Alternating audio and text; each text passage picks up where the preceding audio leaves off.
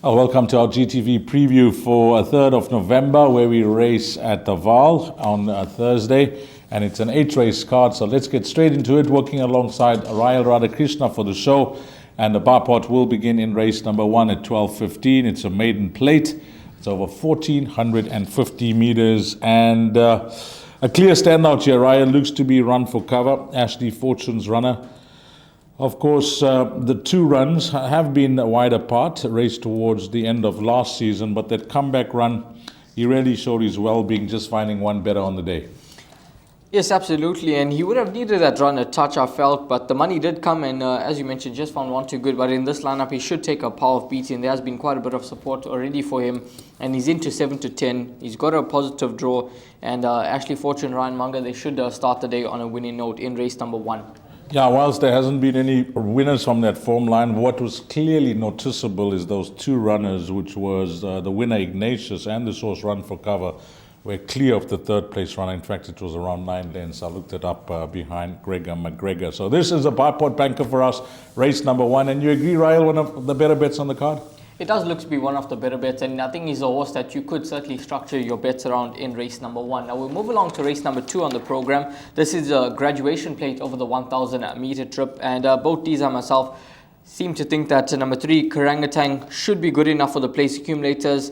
Last time out, he was having his first run after gelding. Could have needed the run a touch, beaten behind Faraway Winter. He's distance suited. He's been dropped 2 points by the handicapper, so now races off a mark of 107, and he should be a class above this field, just based on what he's taking on. Obviously, Dice is a horse that does return off a lengthy layoff, so he's no doubt going to need the run 460 days off the track.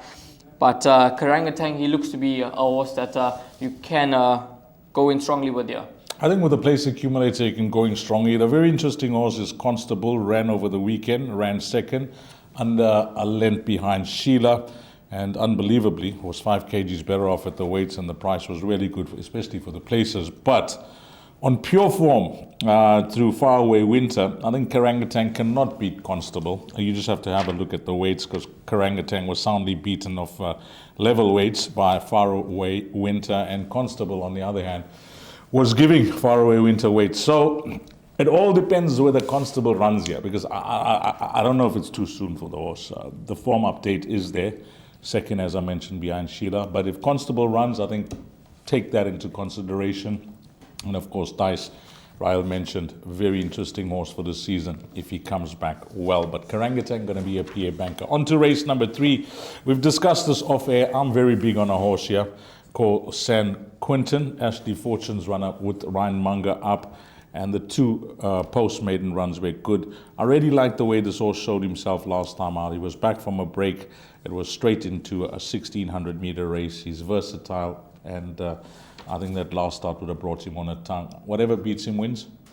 I have to agree with you on that, Lisa. I was tempted to make him a pick 6 banker, but then I just had a look at the form and just decided to include one more horse. That's number 6, Absolute Value. I know that the horse was fancied last time out. The Fabian Habib team, disappointing run on the poly track behind Pewter Sky. That penultimate run was a fair run behind Legislate Stance. So with Muzi Yeni back aboard, he's got a plum draw, and I think that Absolute Value could be one to include into the mix. But in terms of the place accumulators, number 2, San Quintin, the Ashley Fortune, Ryan Munger combination to the 4 once again, and that horse should be good enough for the top 3. Now we'll move along to race number 4 on the program, NMR 86 handicap, set to be run over the 1,600 meter trip.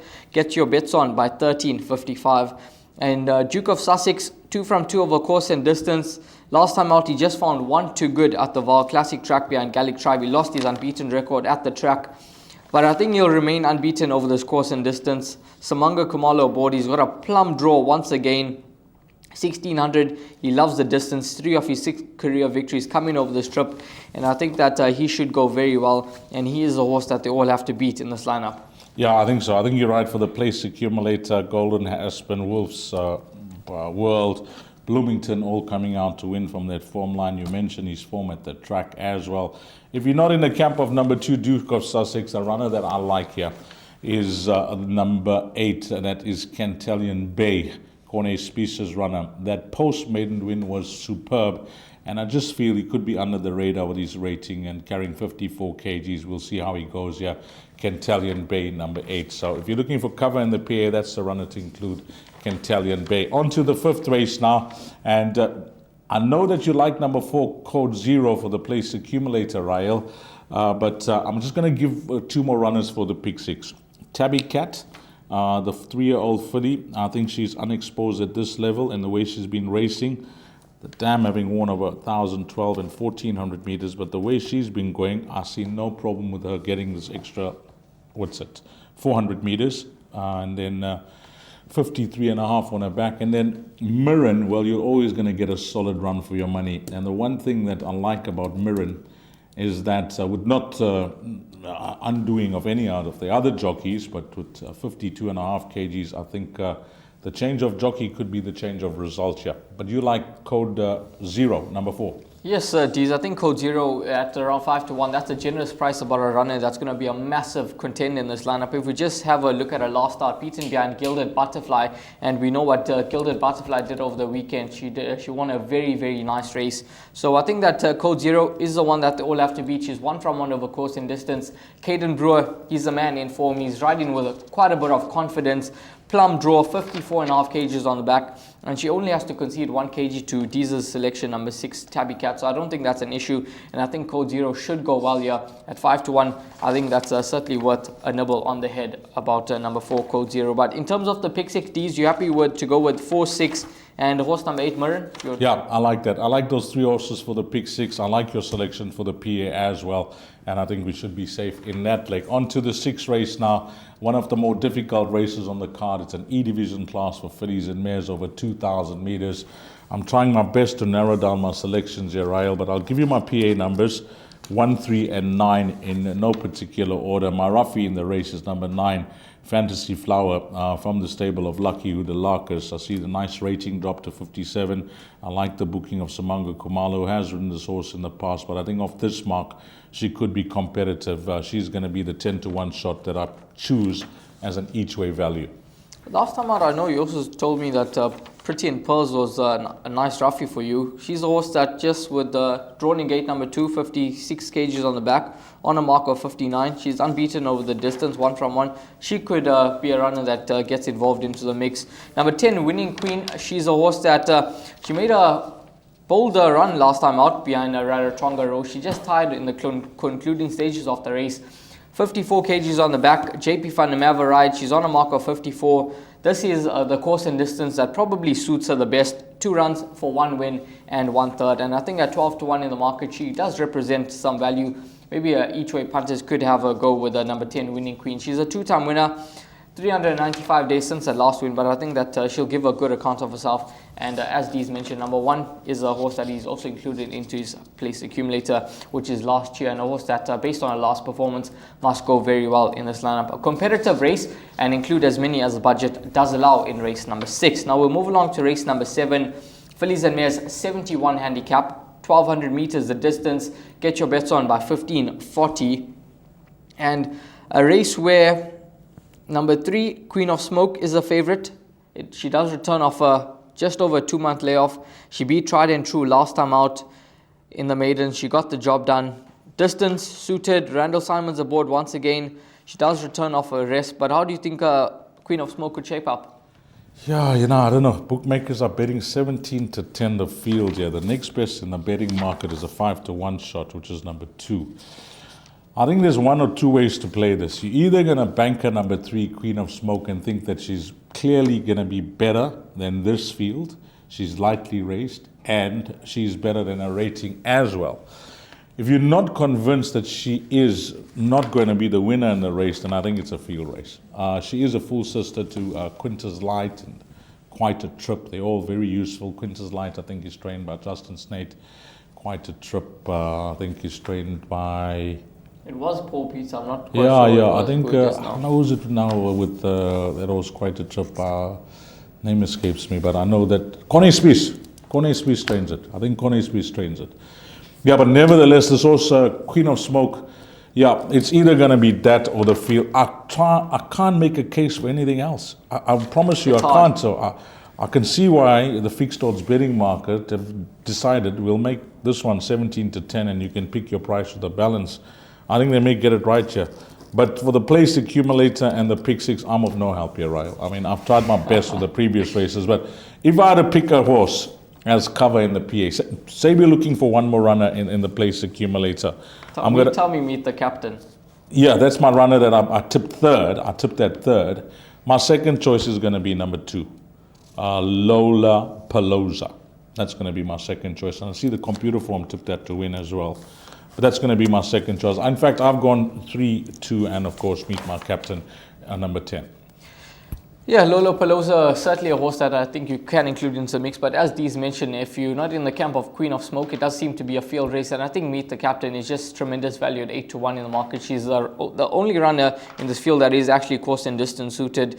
9 runs for 3 victories. JP van der Merwe aboard. She's on a mark of 55. And I think that she'll be extremely competitive in this lineup. She's a horse that does run on from the back end of the field. So hopefully the track's not running too quick, and then Meet the Captain could get into the mix. But race number 7, a competitive event. Moving along to race number 8, the final race on the program. It's an MR80 handicap, 1,000 meters the distance. And in this lineup, horse number 2, Takenaut, is your 3 to 1 favorite, along with number 6, who is now trained by Fabian Habib and was a runaway winner last time out, beating Stella Brillante. Rachel Venica aboard once again. This horse has been given a mark of 87, and one that should go well. Number 7, Power Broker, is a horse that I think you have to include. Last time out, he took on Stronger Company. He took on the 3-year-olds, beaten behind Unzen. He doesn't have the best of draws, but it is up the straight course at the Vaal Classic track, so sometimes not quite sure where the best going is on the straight course there. But he's a horse that is course and distance suited, and I think with Samanga Kumalo aboard, he's a horse that could certainly get involved here. He's been priced up at 10 to 1 in the market, and I think he's a tremendous value, especially that penultimate start when he beat I Am Giant, and I Am Giant is a highly regarded sort from the Brett Crawford yard over in the Highveld. So we'll see how this race plans out, but these you fully in the camp of Takenaut. I don't want to hear. You can take all the 10 to 1 you want on any other horse in the race. I just think this is a race over. We liked a favorite. We like the top one in race number 1, run for cover, and we like a top one in race number 2. So 3 to 1 is a punt on the head there. Oh, this is well worth it. This race, I mean, last time out, you're going to have to take a stance that the horse needed a run. And that horse, Epico, runs in the Gardenia Stakes over the weekend. And he's won 4 in a row now. He won his maiden at Hollywoodbets Scottsville. I thought he was going to battle to win again. I mean, that horse has just gone from strength to strength, and he's with a serious chance of winning the Gardenia Stakes over the weekend as well. You liked Flower Bomb from that form line in one of the shows to come out as win. That has won. Shavana has come out to win, and Shavana has got a form update with a lot of the runners in this field. I think there's 4 of them. Back to Basics, Bronco Blitz, Great Times, and the Sullenberger. So that's 4 runners out of the race. Gavin Larena gets the ride, and if this horses come on 30% from his last start, I think it'll be no race here. I absolutely think it'll be no race. There is opposition, and the only horse that's unknown for me is number 6, because as Ryle mentioned, a runaway winner, but that form line is highly suspect. Highly suspect. I know the horse was in the race of his own, but I'm going to go all in here with Takenaut in race number 8. Ryle likes a few roughies. He mentioned Power Broker, maybe number 6 as well. But I think whatever beats Takenaut wins race number 8. It looks like a card, now that we went through it, and there's no shortlist show. But if we just have to summarize, our selections for the day, in the first race, we both like number 7, Run for Cover. I think that looks like a good thing. The second race, it all depends on whether Constable runs, but I think Karen Tang is a PA banker. We both like race 3. You're actually suggesting that if you're playing with a limited budget, number 3, San Quentin, is a banker bet there. And then we like a few roughies along the way as well. But what I'm saying is, what about this treble for the show? Race 1, Run for Cover. Race 3, San Quentin. And race 8, Takenaut. I think that's worth a go, Deez. I think that could certainly be worth a go. It's Ashley Fortune runners, and then we're all waiting with Gavin Larena in the last. Could certainly be worth a go there. Yeah, absolute pleasure working alongside Ryle on behalf of the entire team and myself, Deez Dana, and have a blast, find all the winners, and until next time, you take care. Salani Gashle.